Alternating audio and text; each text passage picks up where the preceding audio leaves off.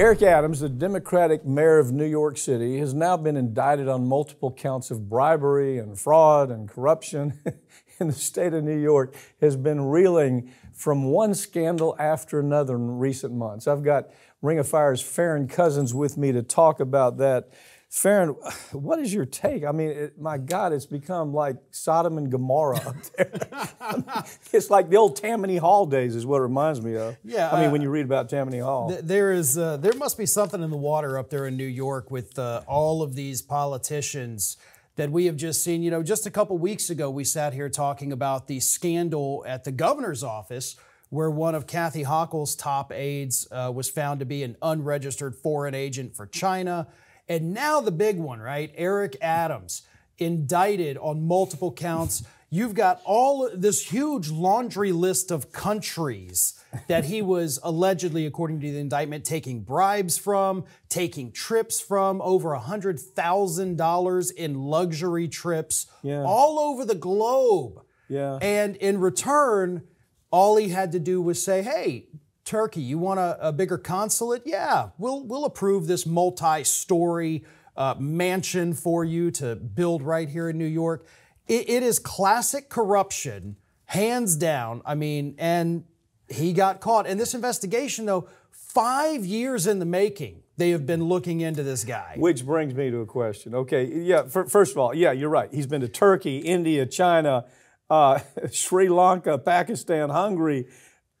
He's been worldwide. For what? He's the mayor of friggin' New York City. It's not like he's going to change anything in the world. But so the point is, it's not just his office. Obviously, the school system, the school system. There's being investigated for bribery on contracts to build schools and to work in schools. 3 different individuals on that one, I think. Yeah, right? and then the police department is.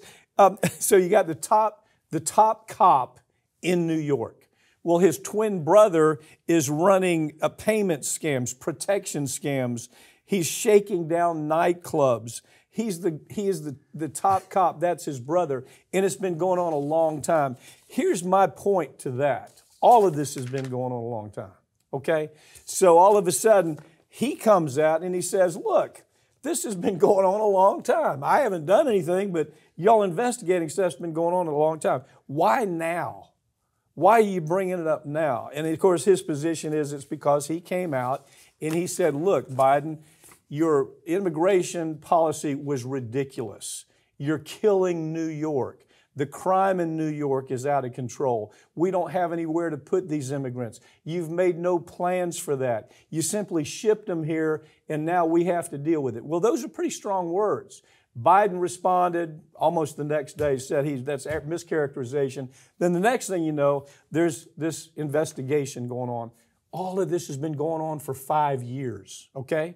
So he says, if you go back and look at this, these allegations go back 5 or 6 years. Why now? What do you think? Well, I don't think that, you know, this guy obviously was investigated because of his immigration stances. Right. Especially when you look at the timeline of it, too, because if it goes back 5 years, well, Biden wasn't the president. Right. You know, we had Donald Trump in there with his DOJ. And I do think at this point he is looking for any kind of deflection, distraction.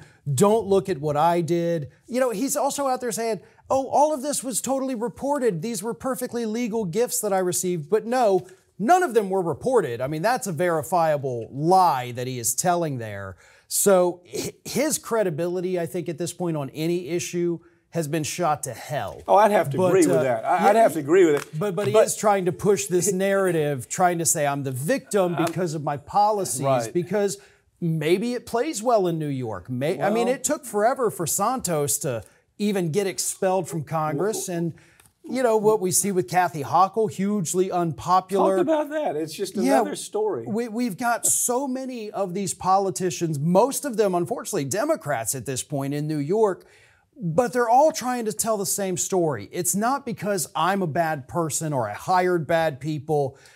It's they're coming after me because I was going against them. It's the same excuse we've heard from Matt Gaetz yeah. about his investment. They're coming after me because they want to come after you. Hochul, the aide that was working with China. Actually, with espionage with China. Yeah. The other one, what was he? Fraud? What was he caught doing? It was just. Oh goodness! It was one thing. There's so many. It's so hard to keep track of. Well, right now, just on this story, we know there are 5 major investigations going on. Okay, 5. Everything from the school system to the police system to the mayor's mansion. But here's his new thing. In case you hadn't caught it, his new thing is, look, this is a war between blacks and migrants.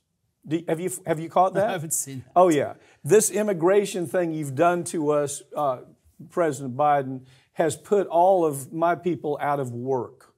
They're out of work, and now immigrants are moving in to take those jobs. He's using that whole thing we talk about from time to time, and that is the Chamber of Commerce brings in all these immigrants. They work for nothing.